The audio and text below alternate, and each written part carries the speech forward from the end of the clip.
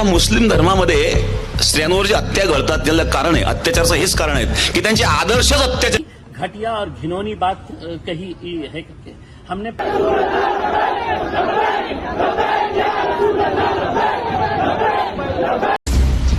या मोहम्मद पैगंबराने वयाच्या 50व्या वर्षी एका 6 वर्षाच्या मुलीशी लग्न केलेलं आहे।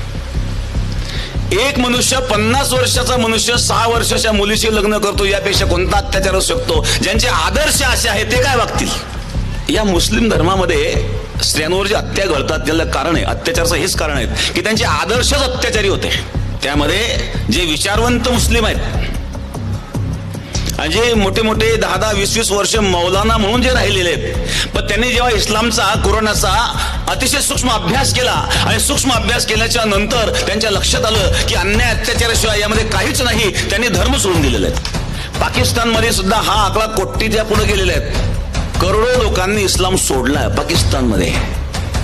एखाद्या गावामध्ये तुम्ही बघा 10,000 लोकसंख्येचं गाव असेल, त्या ठिकाणी 100 मुसलमान असले तर सुरक्षित आहे, पण 10,000 मुसलमानांमध्ये 100 हिंदू सुरक्षित आहेत का? आणि एवढं घडूनही जर हिंदू जागृत होत नसेल तर याच्यासारखं दुर्दैव काय असू शकतं बरं? इस मुल्क की खूबसूरती यही है कि इतने सारे जाति धर्म और मजहब के लोग रहते हैं। हमने कभी आपके धर्म के बारे में बोला नहीं है। मौलाना साहब ने कहा कि कोई एक ऐसा वाकया बता दे कि जहां पर हमारे किसी मौलाना ने, कभी हमारे उलमाए दीन ने किसी दूसरे मजहब के बारे में इस तरह की घटिया और घिनौनी बात कही है करके हमने पुलिस कमिश्नर साहब को पूरे वाकये से आगाह कराया और उनको ये बताया कि पूरे हिंदुस्तान के मुसलमानों के अंदर इस बात को लेकर नाराजगी है और गुस्सा है। ऐसे हालात के अंदर ये पुलिस की, सरकार की, प्रशासन की जिम्मेदारी होती है कि वो जो भी दोषी आदमी है उसके ऊपर कार्रवाई होनी चाहिए। हमने एग्जाम्पल दिया मौलाना सलमान अजहरी साहब का कि जब उन्होंने कोई बयान दिया तो उनके खिलाफ पूरे हिंदुस्तान के अंदर है तो कितने सारे FIRs रजिस्टर हुए, और आज भी मौलाना साहब जेल में बंद है। तो इन्हें क्यों छूट दी जा रही है? क्या इन्हें ये बोलकर किया जा रहा है कि नहीं आप कुछ भी बोलिएगा हम आपको हाथ नहीं लगाएंगे करके? तो हमने साफ कहा है इसका कोई अंत नहीं होगा, इसका कोई एंड नहीं होगा। अगर इस मुल्क की खूबसूरती को अगर बरकरार रखना है तो ऐसे जो समाज के अंदर टेढ़ और दरारें और दीवारें पैदा करने का काम कर रहे हैं उनके खिलाफ कार्रवाई होनी चाहिए। अब आप एक बात समझ लीजिएगा, आज जुम्मे का दिन है।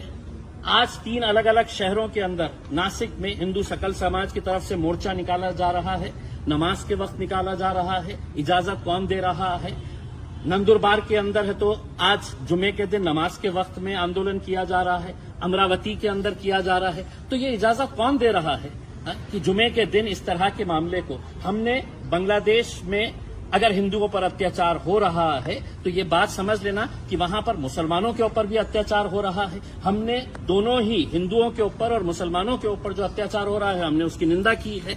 हमने उसको खत्म होना चाहिए, इसकी हमने कई जोर तरीके से हमने ये आवाज उठाई है, लेकिन वहां पे हो रहा है इसलिए अब नासिक के अंदर दुकानें बंद करवाओ, आप जबरदस्ती वहां पे है तो इस तरह का माहौल तैयार कर रहे हैं।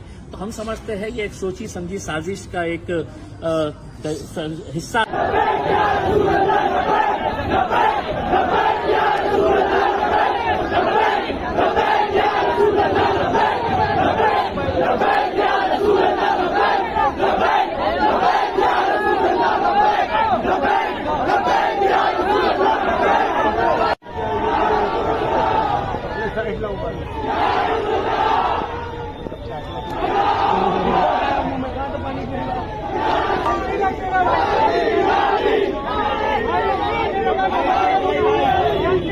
शांत हो जाओ, शांत हो जाओ, शांत हो जाओ, शांति से प्रोटेस्ट करो, थोड़ा सा शांत।